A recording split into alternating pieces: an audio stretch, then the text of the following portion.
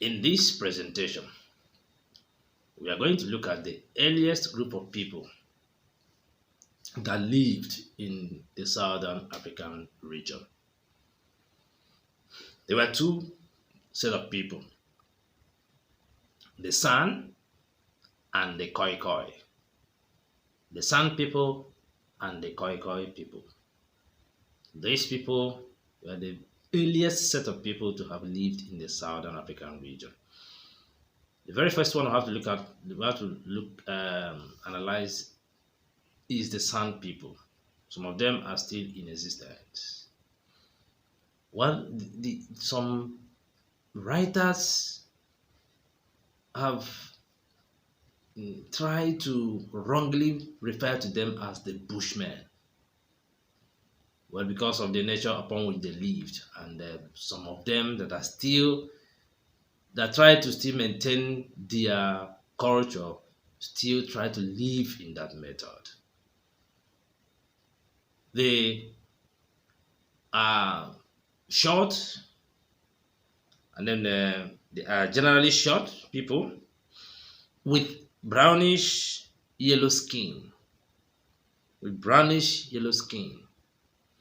Their language is a bit distant because it has click sound. It has click sound. Well, they prefer to live in caves, but where the caves are not available, they build rough grass huts where they lived. The San people were hunters and gatherers, basically. That happened to be the major activity or the major economic activity or survival activity that they do, hunting and gathering. And they made use of bows with poison arrows and dogs. With this, they went about the daily activities of hunting and gathering fruits. They use the dog fruits, the roots of fruits for vegetables and medicine. They ate the animals they hunted or the ones they killed. They used the skin of these animals for the production of clothes that they wore. Well, the San people had no chiefs, but a band of San people had a leader. The leader, a male, is responsible for leading them when they are moving from one place to another. Actually, they were, always on the move in the early stage of their existence. They were always on a move, and a leader leads them, and this leader as well leads them if if a particular band of the San people are going for hunting. They have a leader, but the leader has some level of limitation. The leader has no personal, no outright capacity to settle disputes. Disputes are settled in a community perspective within the band. Well, the San people also work towards the production of honey, which they also use in preparing their food. Well, where there is a situation of stealing, and the person is caught, even within themselves, the person whose property or whose thing is stolen has the right to kill the person that stole his or her property. The San people were very survival in nature. They worshipped a god called Kagin. They believed that this god had the form of a mantis. They also worshipped the sun, the moon, and the stars. Well, the San people were expert painters and dancers. They were very proficient in dancing, their local dancing capacity. And in the early stage, they occupied most of East and Central Africa. But by the 19th century, they had they had long lost most of their original homes to other races.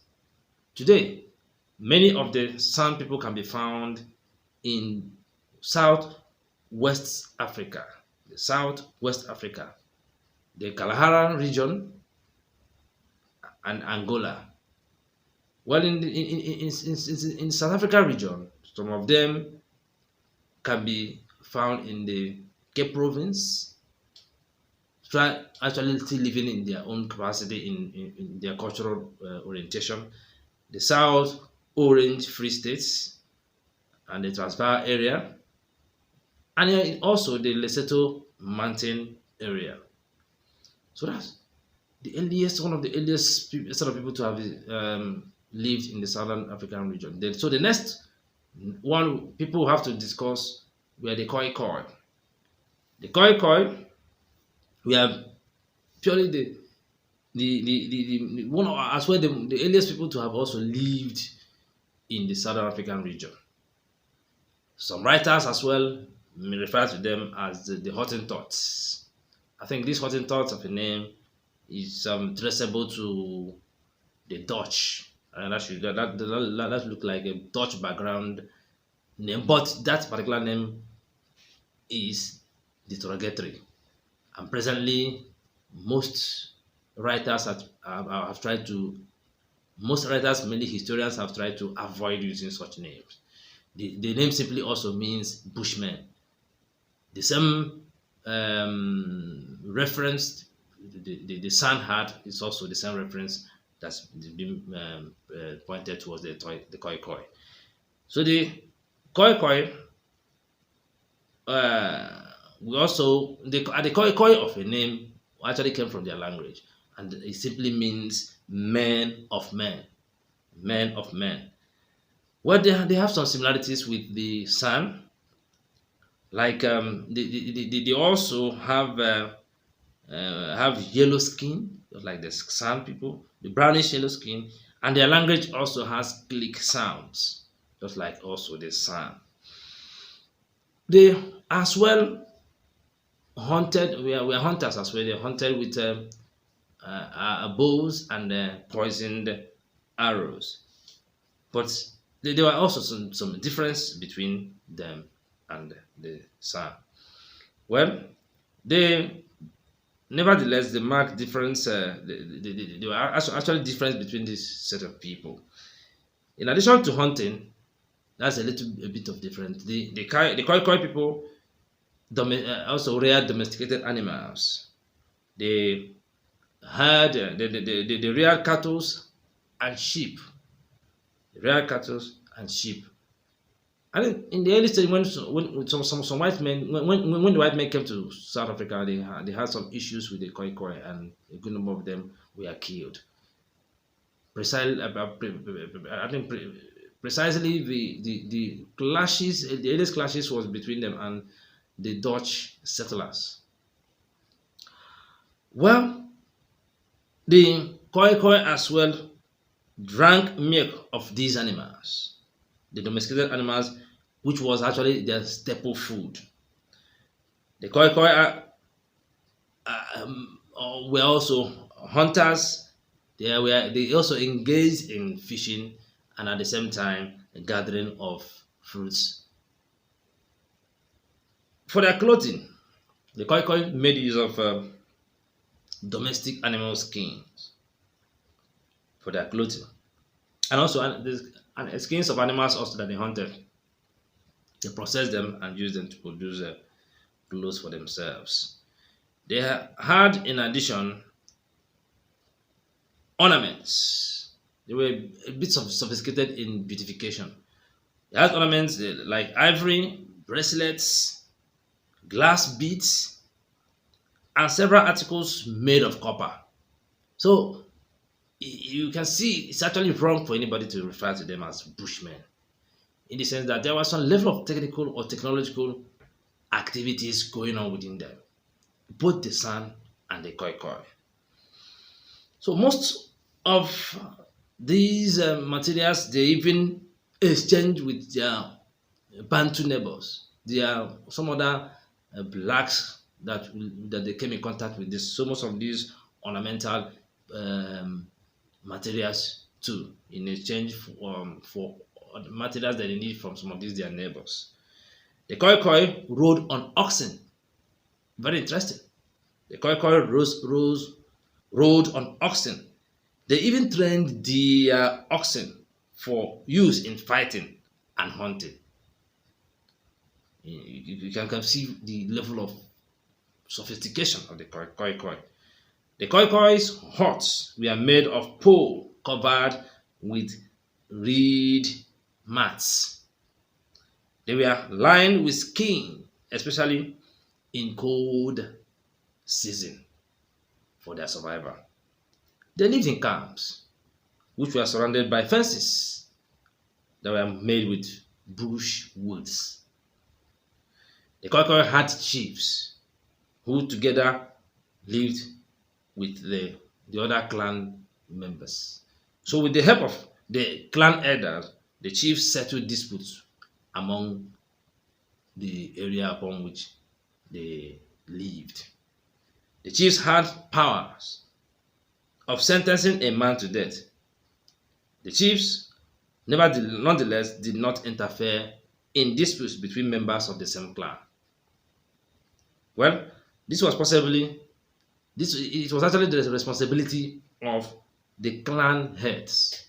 So a chief handles different clans together, but there are clan heads handling different clans. So a number of clans were put under or are under the control of a chief. If there is issue within a particular clan, the chief doesn't get involved. So in the 11th century, the Khoi Khoi were estimated to be around 100,000. The Khoi Khoi were estimated to be around 100,000. They were mainly located along the Orange areas, or the Orange Free State area in South Africa, and also the coastal belt stretching from Southwest Africa, that's modern day Namibia, to Transkei. In the past, there were also most of them in what is now known as Natal. What is now known as Natal.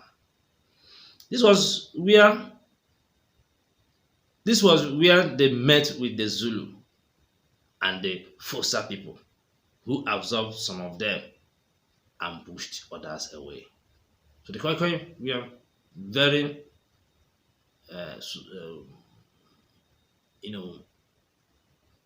interacting with other people, and they were so sophisticated technically.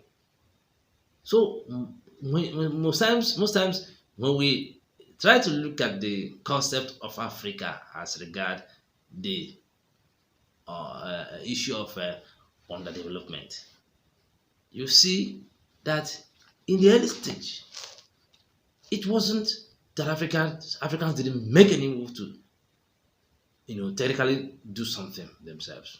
They were here. They were doing very fine. Unfortunately, the concept of colonialism came and derailed Africa, but there is still hope.